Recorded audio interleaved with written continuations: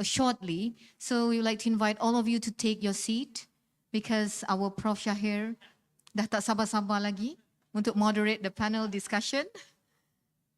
So tuan-tuan dan puan-puan, rakan-rakan yang masih ada di booth, mungkin boleh bersama-sama kita lah untuk sesi akhir ini, untuk panel discussion ini dan juga untuk closing ceremony nanti.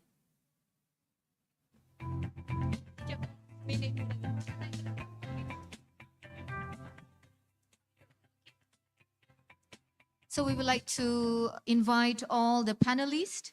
We have an excellent lineup of panelists for today's panel discussion. So please welcome Professor Technologist Dr. Arham Abdullah, our Deputy Vice Chancellor of Research and Innovation. Next, we have Professor Technologist Dr. Shukur Abdul Razak from University Sultan Zainal Abidin. The next one, Associate Professor Chemist Dr. Khairul Anwar bin Mat Amin, Director of Innovation and Commercialization Center, University Malaysia Terengganu. And last but not least, I don't have the detail, the particular of our last panelist. Special ni. Yeah, for the surprise. Yeah, for the last panelist, we have a special guest who just arrived from the airport. Associate Professor Dr. Zainizan. Okay. He is last minute addition at my request because he is one of the example of the startup company in my lecture. So it's a good opportunity for us to ask untuk kita bertanya. Tanyalah orang yang di pengalaman, jadi tumpuan, the experience, the fieldwork dan sebagainya. So with that, I thank you all the panelists. So we kick off immediately. Maybe Prof. Arham, just a simple question, how is entrepreneurship in UMK? Direct to the point. Direct to the point. Okay, Bismillahirrahmanirrahim. Assalamualaikum warahmatullahi wabarakatuh and very good evening. Thank you, Prof. Dr. Shahir and all the panelists. We really hope that today's session we can share, I think from our experience, especially for myself, back in 2010, I've been asked by the university, back then is UTM, to set up one center called ICC. ICC is Innovation and Conversation Center at UTM. That was 2010. Before that, UTM only have RMC. Okay, so my task within 6 months, been given by the VC that time to set up ICC. So we built up what we call the policies, the center themselves, and convert the center from Biro Inovasi and Consultancies into ICC, right? So I've been asked to go around either to our local university and also to foreign universities. That was for 3 months traveling. And then within 3 months, next 3 months, I need to prepare a proposal for the university in setting up ICC. So now we can see most of the big universities in Malaysia have 2 separate entities, which is RMC, Research Management Center, and ICC. So at UMK, we have only one, but we have several units that try to tackle on innovation and conservation. You asked me about entrepreneurship. UMK was born 18 years ago as entrepreneurial universities. So our birth certificate is entrepreneurial universities. Yeah. And the difference between UMK and other universities, we have 12 credit hours of specific subject at all the 10 faculties. Teaching on entrepreneurship. Mandatory. Okay. So that's the first difference. And then for the past 18 years, last year result, about 14% of our students graduate, they become entrepreneurs. So other universities in Malaysia, about 5%. So I think about a gap of 10%. So looking at the ecosystem at UMK and also the result of it. And in additional, we have specific institute for entrepreneurship that cater and assist all the activities on entrepreneurship. Last time is under my portfolio, but since 2 years ago, it been transferred to the Vice Chancellor portfolio. So the vision and mission of UMK to become entrepreneurship university, and it's been supported by all the policies and ecosystem that shows some of the results. So as a quick answer, that will be my short answers. I can somehow talk up until 7 o'clock if you want. Well, you. congratulations to UMK having a very substantial higher number, double digit. Double digit is something that we should aspire to. Maybe Prof. Syukur, macam mana di Uniza entrepreneurship di sana? Okay, thank you, Prof. Shahir. I was appointed as DVCRI at Uniza in 2022 June or end of June, and actually I can say I was scammed because Scam. I was scammed. Scam lah, okay. Kena scam ni, okay. I was scammed to the position because I thought I was only appointed to be responsible for research and innovation, but also after I, go to UNIZA, then I realized that I also have to be responsible for development of the Development, campus. okay. So it's a big responsibility. But to answer your questions on how are the ecosystem in UNIZA in terms of entrepreneurship, in terms of entrepreneurship for students, we are quite well equipped with policies, initiative, with programs supported by Ministry of Higher Education. But when we talk about entrepreneurship for staff, we are just started, to be honest. When I came to UNIZA in 2022, I realized that there is none spin-off company in UNIZA. There is none. We do have companies, but not registered officially with universities. So, but I was made aware of the situation actually, hint by one of my colleagues that research and innovation ecosystem in UNIZA is very at the early stage, because we started as college university focusing more on teaching of Islamic studies and social science. There's not much attention given to pursue innovation in technology, to do more research, those kind of stuff. But to be honest, at this moment, we already have 2 spin-off established for the past year in 2023, and then another 2 is coming up, and they are doing quite well. So in other words, of course, we are still in the baby progress in terms of spin-off for academic staff research, but we will catch up with other universities, insyaAllah. Okay, congratulations your first 2 sebenarnya startup. So macam mana Prof. Khairul, UMT, silakan. Okay, thank you, Prof. Shahir. So basically at UMT, University Malaysia Terengganu, we have like 2 different departments that handle the entrepreneur at the university. We have the department to handle the entrepreneur for the student. And then we have another department we call as the Innovation and Commercialization Center, ICC, that handle the entrepreneur, the spin-off, the startup company of the lecturers.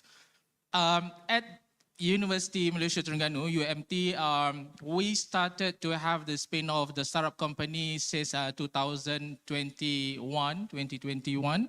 And then at that time, we have 4 startup companies at that year. And then right now we have 11 startup company at UMT. And then if we understand the basically the job, the KPI that we need to achieve as a lecturer, we never think about the entrepreneur before this.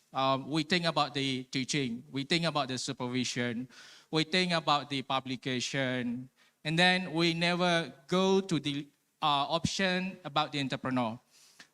Since then, we plan, we craft, we try to develop the training kind of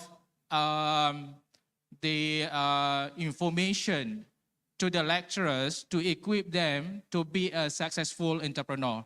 So they need to attend like, if they have the startup company at UMT, they have like 6 compulsory training about the Companies Act. We call as becoming a dynamic director of the companies. We want to expose them as much as possible about the Companies Act. Because when you expose to the company, you need to know about the Companies Act. You need to know what do and don'ts as a director. So, because before that, lecturer, researcher, they never know about the Companies Act, about what's the obligation as a director of the company. So we want to make sure that we protect the lecturers of the university. If you be a director, you be the shareholder and so on. You need to make it everything in the proper way. So we need to maintain about the teaching, the supervision, and then we need to add with the entrepreneur. And then at UMT, basically, even though it's quite new about the startup company, we have like a few successful company because we quite short basically.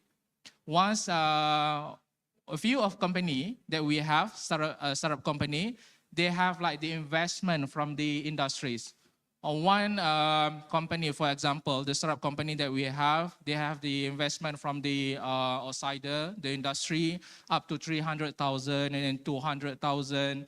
Before this, we think it's quite impossible if you have the startup company and then you can get the investment from the big company to invest, to develop, and then to produce that product, the innovation that they have.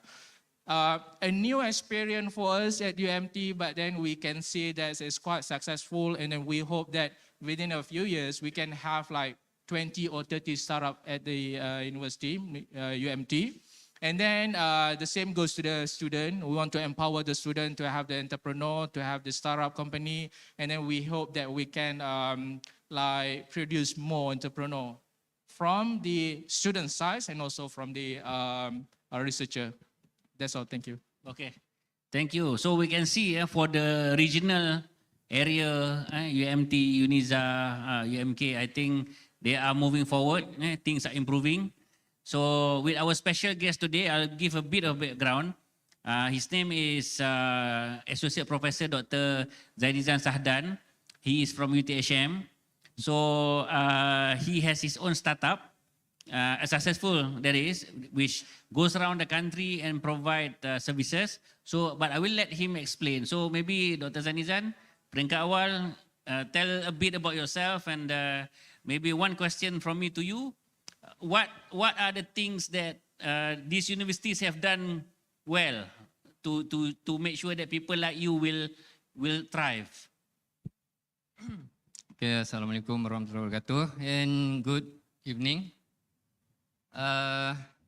First of all, I would like to introduce myself.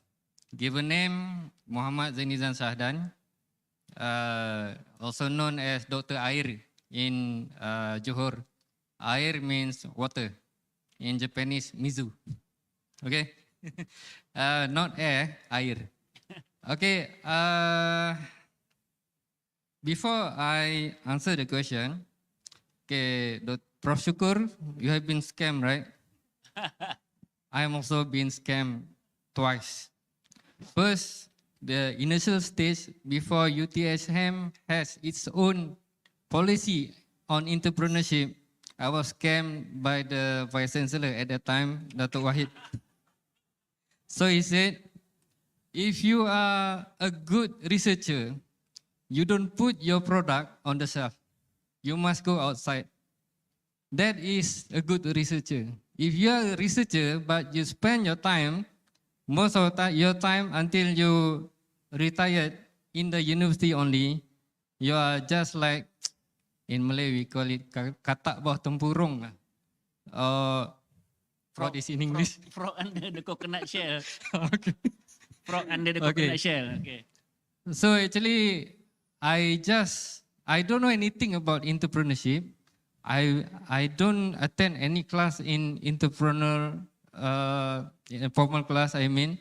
I just have a basic understanding of sales, marketing a little bit, and then I opened a startup using my product at that time.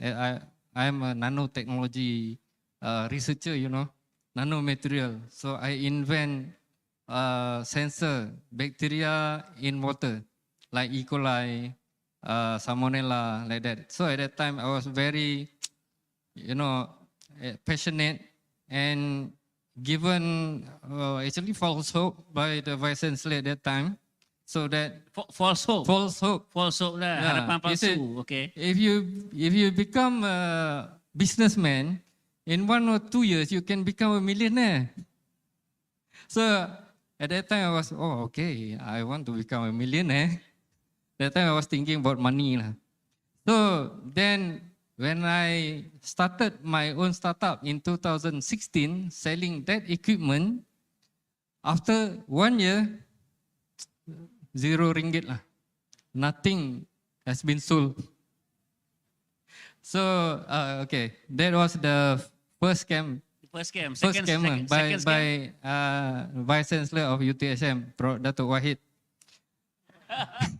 Okay, if Datuk Wahid here, I would. It's very okay. glad. It's recorded live video. Okay, Datuk Wahid, thank you. Okay, the second biggest scammer in UTSM, maybe you all know, is his name is Prof. Shahi. Okay, actually, if I want to elaborate all of the story, I think it will take about 2 days. But in short, after 1 or 2 years, the company is growing. And then at certain point, when the company has money, all the directors will not in the same direction anymore. So will become divided and separated. So at that time, it was my downtime. So my downtime, and I resigned from the first STU or startup.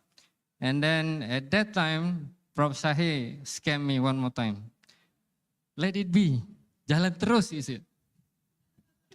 So he said, if you think that this is like a big problem for you, you know, a lot of businessmen like from Gading Kencana, Datuk Guntur, or other businessmen, maybe company like Berjaya, maybe they all have more bigger problem than mine. Mine is very small problem. So he said, let it be.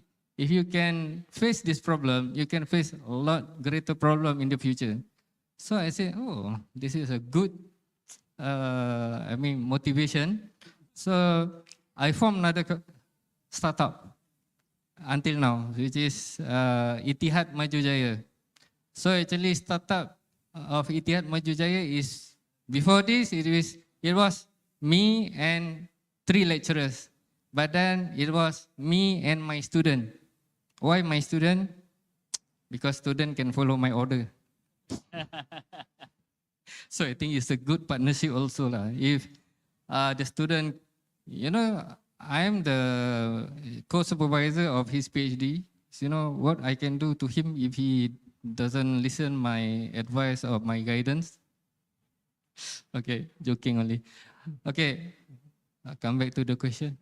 Came back to the question. What do you think? Because these are 3 vice chancellors, deputy vice chancellors, right? They have explained what they have done and the uniqueness. Anything that you see that they have done that will help you or future you or future entrepreneurs? Okay, actually, I'm very interested on what Dr.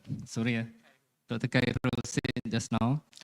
The problem of we as a lecturer to become a successful businessman or entrepreneur is our KPI. One of the KPI is our lecture hour. So actually, all the universities, I believe all the deputy vice chancellor also have this in mind. So in my situation, in UTSM, during the biggest scammer here was the deputy vice chancellor of research. He actually minimized the lecturing hour. Whoever has STU, only compulsory to teach one subject, and not compulsory to join any, what we call that, the jawatan kuasa, Or the everything. committees. Okay, that is the first policy. That is very good. I don't know about UMT, UNISA, or other university, but I believe this was bring from UTM, because the first policy of UTHM was copy and paste from UTM actually. Okay, because UTM is our big brother. So at that time, so we have two committees originated from UTM. So okay, that is for the lecturing hour, and also we have also problem to do the pergerakan is what? Movement. Movement. Daily movement. Okay, for the movement, usually the head of department will have very strict regulation on the lecturer, especially doing the business. So if university can do something about this, this will help the entrepreneur as lecturer. I think these two, if we can solve these two, the rest will become easier. Thank you. Okay, thank you. Okay, yep. So we open question from the audience. Ada mic? Any soalan-soalan? Please pass the mic. Question from the audience. Okay. Yeah. Assalamualaikum and good afternoon. My name is Fakita from University Malaysia Kelantan. I have one question since all the panels talk about spin-off. So in your opinion, which one is better? Either we create our spin-off or we encourage the students to create their own startup. Because, for example, my field is about data science and computing. So most of our students, they have their own project and we actually connect the students with the industry. So in the panel's opinion, which one is better? Thank you. Okay, please.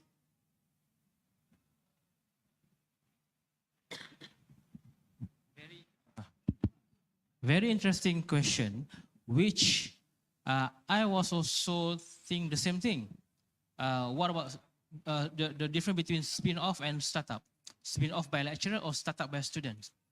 I have this one idea which hasn't been implemented yet, but within the roadmap. Why don't we marry these two?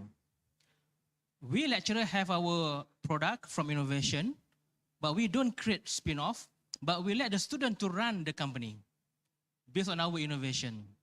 So we get along with students from the very beginning of the innovation process, make them as our team member who knows very well about the innovation, and let them do business when they graduated from the university. So let them carry our innovations to the market, because maybe that's better for us, because we will continue doing more innovation for next students. So that's what I think. Whether to choose between startup or spin-off, let's marry them and create a very good and balanced ecosystem between startup and spin-off. Thank you very much. Okay. The question is, it's a hybrid. Additional, please. So I think who going to lead the companies? Either the lecturers or the startup, probably the question. From my experience, the one that I have experienced is at UTM last time. So we have the technology developed by the lecturers, and then we ask young graduates to lead the companies. There will be a risk of failures because their lack of experience and so on. But we need to give a chance to our students to lead the companies and so on. But it depends on what kind of technology, right? There's one successful story also at UTM where the student take a lead for that particular technology or services. This is Arif Tukiman. So the information or the example given by Prof. Syukur tadi, so means that we make sure that the lecturers and also the student work together, but the student will lead the initiative. So it has been proven at UTM as one of the companies, startup companies. And it depends actually on the situation and also the technology. If we can celebrate failure, so we can ask the student to lead the company. And based on some of the statistics that I'm looking into, the potential to be failed is higher when the student lead the companies. Because one is lack of experience. Second one, probably the surrounding factors. Ask them to get more money at early stage after they finish their studies and so on. So it really depends on the situation. And at UMK, we encourage our students to create their startup companies. But in the same time, we've developed some kind of ecosystem. If, for example, at UMK, we have IVL, Ignite Venture Labs, where it like incubators for our students. They train the student, give some knowledge about how to do business, how to register with SSMs, and so on. How to do the pitching, how to connect with the appropriate funder for that specific level or stage of conversation and so on. Thank you. Okay, thank you, Prof. Maybe Dr. Ayah. Mana bagus? Student lead ke staff lead? I have analogy. Okay, if we find one river, a lot of crocodile, and then we want to menyeberang lah, we want to cross the river. So are we going to ask the student first? Or are we going to jump first? Okay, ask the crossing a student first, river with crocodile. The student first or the lecturer first? Student first. Good answer. I also think the same. Okay, actually there's only analogy, but I have my ambition and I have my opinion. Okay, in my opinion, to ask the students straight away create company and then ask them, doing business, failure is a must. We have that value that every entrepreneur has to experience, maybe minimum 5 years, maybe up to 10 years. That's depend on the experience. So for me, it is not fair for them because we are not guiding them the right way. For me, my ambition, I want to create a company, a successful and big company, big enough to appoint the student, to make them experience the entrepreneur in the company, joining the side work, joining the administrative work, so that they gain experience at the site and at the office. So if each faculty has 2 or 3 companies like this, maybe we can hire around 15 or more than that student, that we allow them to set up a company under this parent company so that the business will grow. The parent company will guide the subsidiary company, and also their linkage of the student to the university will grow year by year and become stronger. Not only the alumni, but also the funding, the... Okay. Yeah, So I think mentor, mentee within the company. mentor, mentee. Okay. And one of my opinion, if we just ask the student to create a company without the lecturers involved directly in business, is at certain point or certain years, they think that they don't have any like relationship to the university. I mean the business relationship, and maybe they will think that this university only is a liability for them. They will leave the university along with the knowledge. So it is very, I mean, not very good to the business environment to the university. Thank you. Okay, all right. Please. In my opinion, basically, if we have that two option, it's depend to the innovation, it's depend to the technology. If we're talking about a very simple innovation like food, maybe we can encourage the student to like register the company. But then if the product is the high-end product, the complicated, the advanced innovation, then we need to have the researcher to pitch, to get the funding, and then you want to make sure that the product, the innovation will penetrate the market. So it depends to the innovation, the simple innovation, or you have the high-end innovation.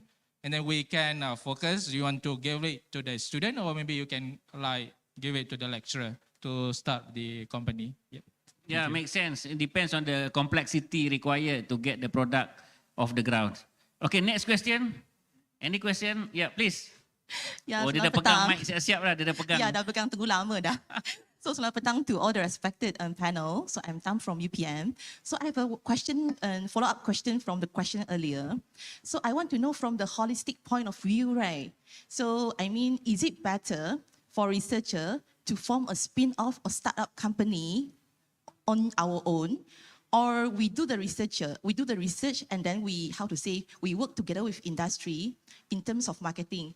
The first approach is like we can maximum the benefit to the university, right? But then the risk can be high because maybe we or our students are not very good entrepreneurs. So if it's success, then the profit will be high, but it can fail also. So the second mechanism is like the risk will be low, but maybe the profit to the university will be lower. So I want to know, based on your ample experience, what is your point of view? So Okay. you mean that to license out lah the Which way is better? Because they are the experts, right? somebody else will do the marketing and so do which the way is business better? lah. Okay, all right. Okay. Please. Okay. So whatever we do, we need to license either to our startup companies or to the third party. So that the basic principles. No? The question will be, if I'm going to set up the startup company or not, right? So the licensing, of course, as I mentioned just now, you need to license to the startup or to the third party. And either we want to set up our own company, it also depends on the lecturers or researchers. For UMK and previously at UTM when I'm managing it in 2010, 2015. So we look at the individual. So if the individual have the character of entrepreneurs, like Dr. Huda, can you stand up, Dr. Huda? Dr. Huda, please. Thank you. One of our CEOs for startup company at UMK. So she have a profile saying that go get it kind of attitude, no? And she can present well during the pitching, right?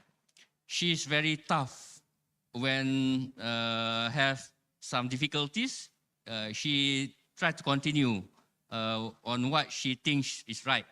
Okay, and another lecturers or researchers, she said or he said that I would like to do my focus on my research. I would like somebody to assist me, and I would like to develop new technologies. So this kind of researchers, we will advise them to do licensing.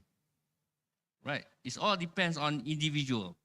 So like at UTM, we have Mariani, and then Siti Hamida, right? And then Yong Chifai. That's from during our era in 2010, 2015. So again, the training is quite important, where like last time UTM exposed them with SRI International based in Silicon Valley. So they teach on how to do the pitching, how to prepare your companies, and so on. Once at the university level saying that you are ready, then we like to recommend to the researchers. But it's up to them.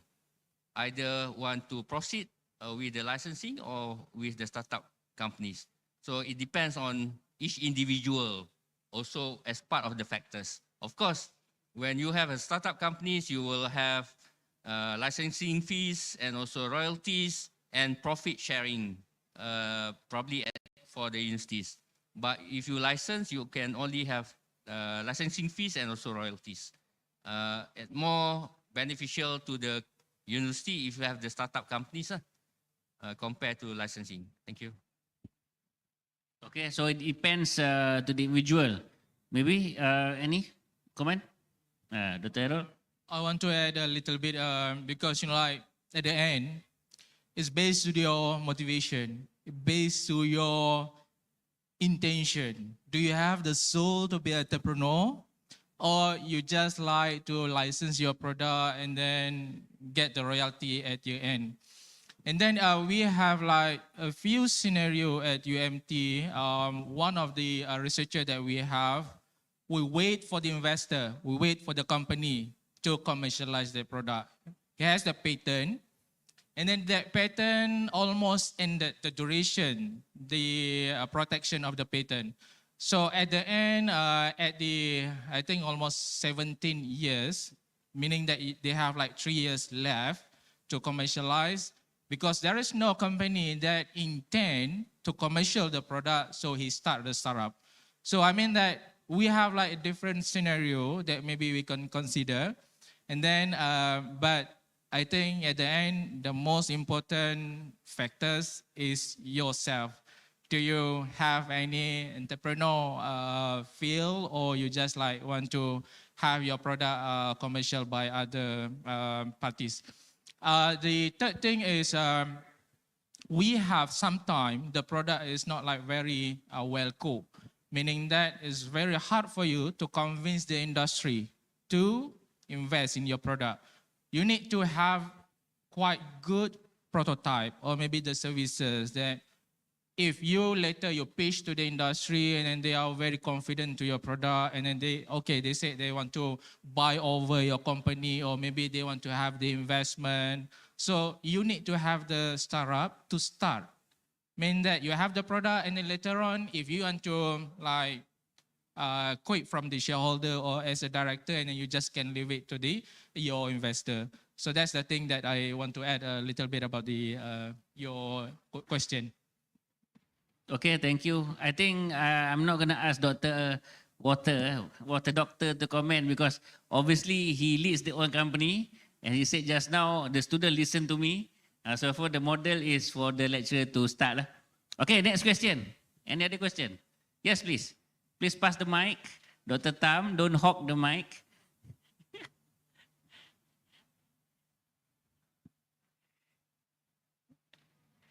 Who else? Please raise your hand so that they can see who to pass the mic. Oh, okay. Silakan. Bismillahirrahmanirrahim. Assalamualaikum and good afternoon. Okay, I'm Fatiha from UMK. Okay, we want to know based on the speakers or panel's experience from entrepreneurship among undergraduates. Okay, a few sample we have successful story among postgraduate. Okay, as we know, the postgraduate is person have tough mindset. They already have the commitment, family. So we believe they will sustain their business.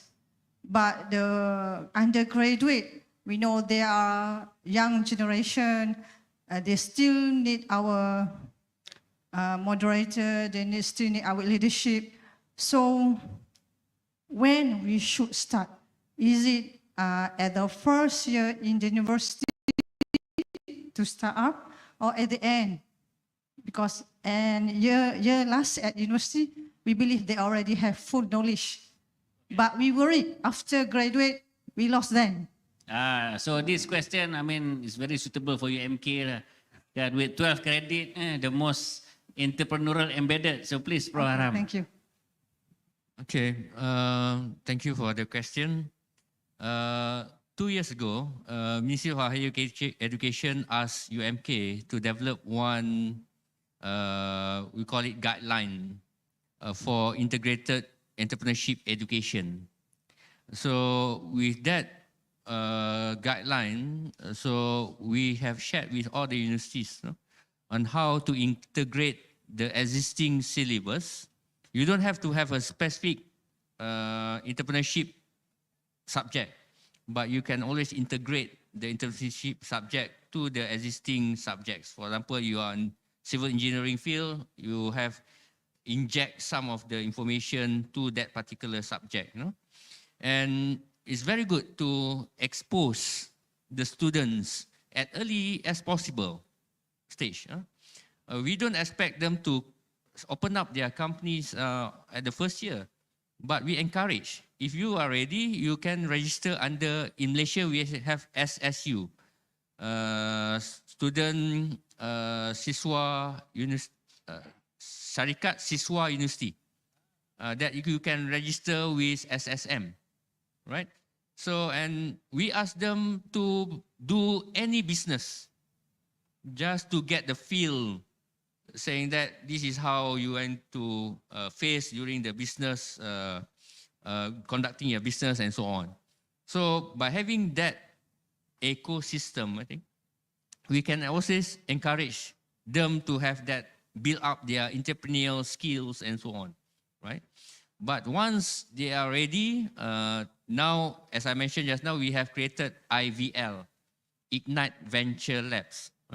These are the incubators that will assist or pick up some of the good students that somehow suitable to do their business or entrepreneurship business. So these are the center that can assist them to do their business afterwards. And the Institute of Entrepreneurship, UMK, also attract the students that have been graduated. Okay, means the alumni, right? So we also start calling the alumni there to give talk to the students so that they can share the real life experience where they just graduated and open up their business and ask them to share their experience with the students. So these are a few initiatives that UMK have done to make sure that we can give somehow enough exposure and enough motivation for the student to be embarked into the business. That's a short one. So basically, as soon as humanly possible. As soon as possible. So once they receive the training, they should be able to start whenever they're confident, right? With the supporting system. Okay. So I've got the hint by the organizer because there is a closing ceremony. So I think that is the last question for today. It's too short. Okay. But we have the panel still. The panel is still available after this. They are available around. So let's give them a round of applause, please. So thank you very much. Thank you for your time. I will pass it to the next event. Okay, thank you.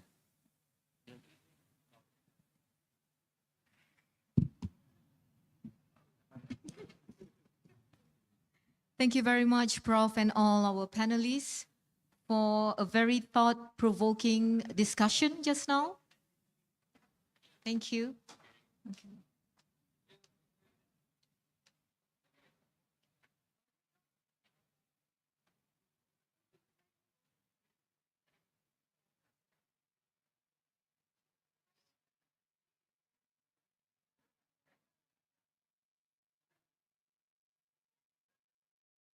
Doctor,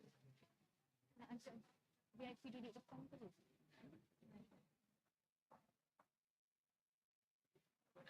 Tak payah. Kita tambah ni. Ni. Ni Profesor Madia kan? Tadi sebut AP tadi.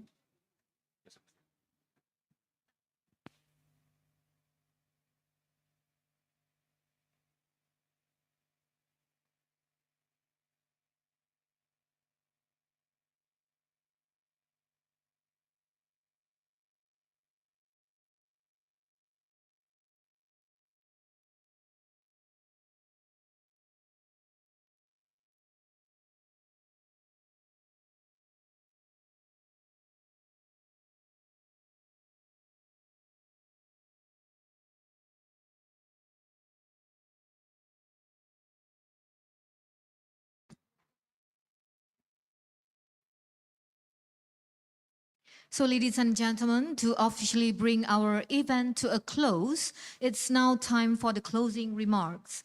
And I would like to invite Mr. Omar Malik, our Regional Director, Southeast Asia, Elsevier, to deliver the closing speech.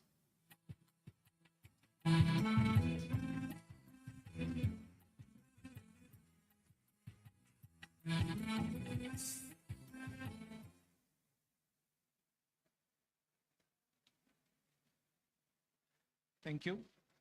Assalamu alaikum and good afternoon, everyone. So we are almost at the close, just for 10 more minutes to go. I would like to start by thanking some very important people. So first of all, thank you to Prof. Arham for jointly hosting this event with us. It's been a fantastic event. So Prof. Arham, Prof. Julie, thank you very much. Very well organized, very cultural and rich in tradition. From the dinner last night, plus the dance in the morning, and I think we felt very good. So really, thank you very much for giving us a chance to look into the Kalantani's culture and experiencing that with us. So thank you very much for that. I would also like to thank our guests, so Prof. Shukur, Dr. Farhan, thank you very much for coming and joining us. I would also like to thank the distinguished speakers, because without you, this event would not have been possible. So thank you very much for contributing to this event. We really appreciate it. And lastly, I would like to thank the entire organizing committee, because really it was a flawlessly executed event. Very nice event. I think everyone would agree that we enjoyed it a lot.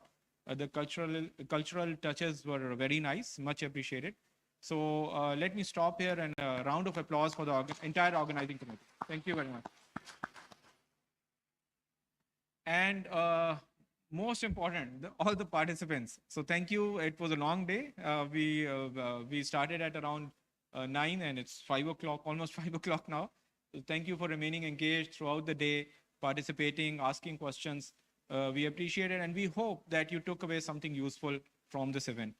And hopefully, you will come back if we organize the event again. So thank you.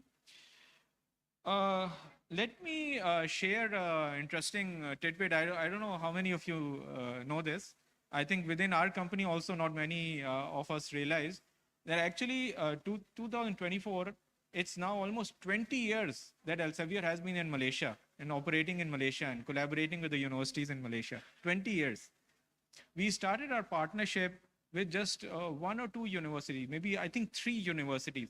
And maybe not many of you will know that Elsevier, together with 3 universities, lobbied the Ministry of Education back in 2004 to provide access to Science Direct to researchers. So we were on one side, Elsevier and 3 universities, and together we lobbied the ministry successfully to start access to Science Direct for the universities. And initially, that access was funded by the ministry. After a few years, when the universities realized how useful Science Direct is for research, then they started funding it themselves. But the interesting thing is that to start with, Elsevier and the university lobbied the ministry together as partners. So basically, the reason I'm sharing this story is because for us, our presence in Malaysia has always been about partnership.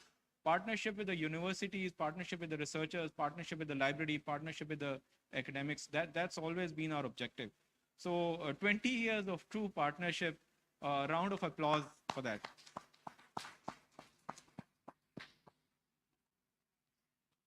Over the years, this spirit of partnership has always strengthened. So every year we try to do better. And that brings us to today. So as of today, we have been partnering with universities, with the Ministry of Higher Education to organize around 2 to 3 events in Malaysia, symposiums or seminars every year.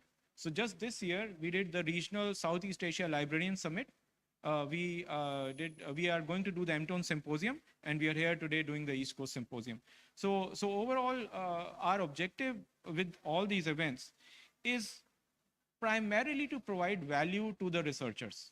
Because it's not just about providing the tools and the technology. Of course, we are providing that in the form of Science Direct and Scopus. We want to go one step further and provide add-on value to the researchers. And with these events, our objective is to provide platforms for disseminating knowledge, to provide a platform for networking, and to provide a platform for visibility for researchers. A lot of the researchers who come to these events, they tell us that it gave us a chance to interact with other researchers, which normally we would not have done otherwise. So of course, there are established researchers within the ecosystem who network and collaborate, but these events are not just for the established researchers, they're also for the up and coming researchers, the budding researchers. So our objective is always to provide a platform for knowledge dissemination, networking, visibility for the researchers. In the end, it's about the researchers, it's about the academics, it's about the libraries, it's about the research office, it's about the institutions or universities. We try to give something back to these institutions. I would like to end by continuing with the spirit of this event. So the spirit of this event was innovating, introducing commercialization, introducing benefits for society, and for the universities to partner with the commercial world, build that bridge. So we are here to support the universities in building that bridge, whether it's with the industry or whether it's with other institutions, other academic institutions. We are here to support the universities, and we have always done that, and we will continue doing that for the next, hopefully the next 20 years also. So thank you very much again. Thank you for your participation. We are very pleased to host you together with University of Malaysia, Kelantan today, and we hope that we will be able to do something next year as well. Thank you very much. Thank you. Thank you very much, Mr. Omar. Can you please remain on stage for our next agenda? Thank you. And we would like to invite Prof. Arham to accompany Mr. Omar on stage for the presentation of token of appreciation to our esteemed speakers.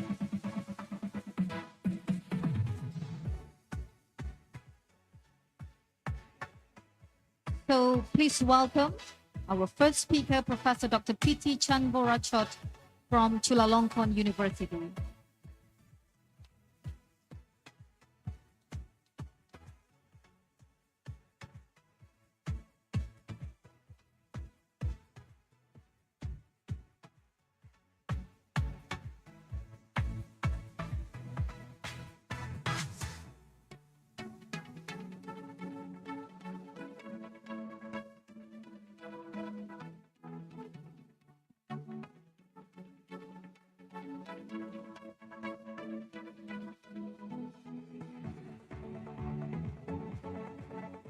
And next we have our Associate Prof. Dr. Tam Chow Ling from University Putra, Malaysia.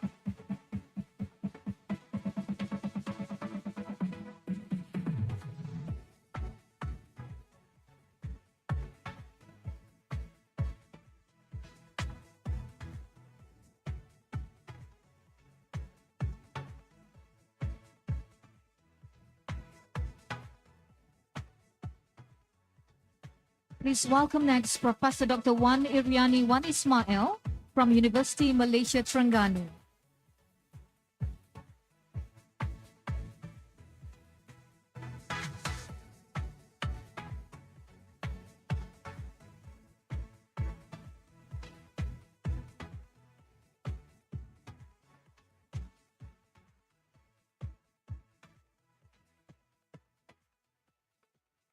Okay, next we have Professor Dr. Shahir Samsir Omar, University Technology Malaysia.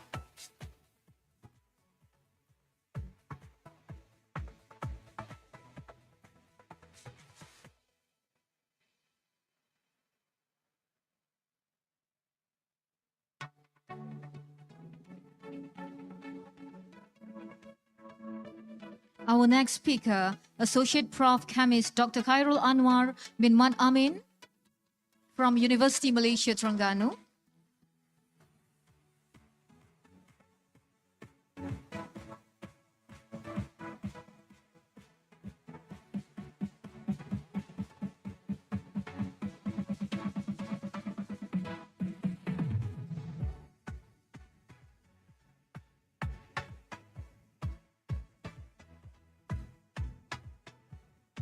And next, please welcome Professor Technologies Dr. Shukur Abdul Razak, University Sultan Zainal Abidin.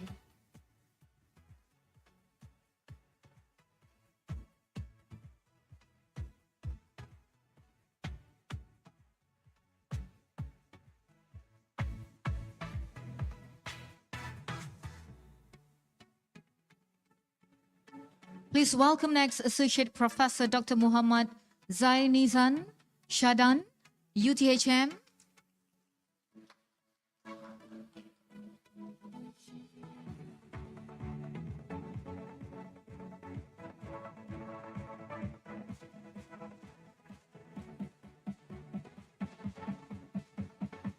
And last but not least, our beloved Professor Technologies Dr. Arham bin Abdullah, University Malaysia Kelantan.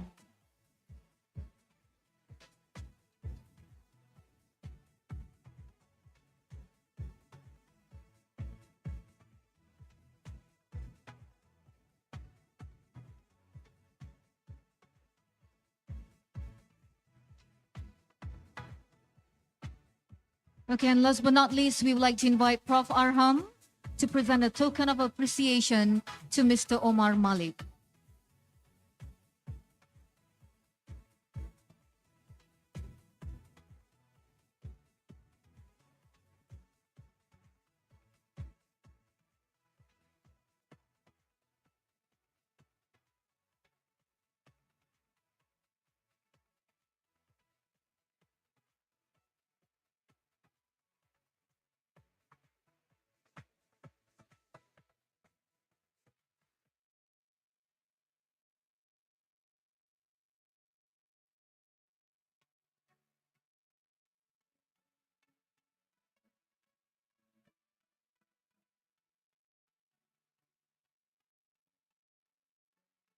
Thank you very much, Prof. Mr. Omar, and all speakers.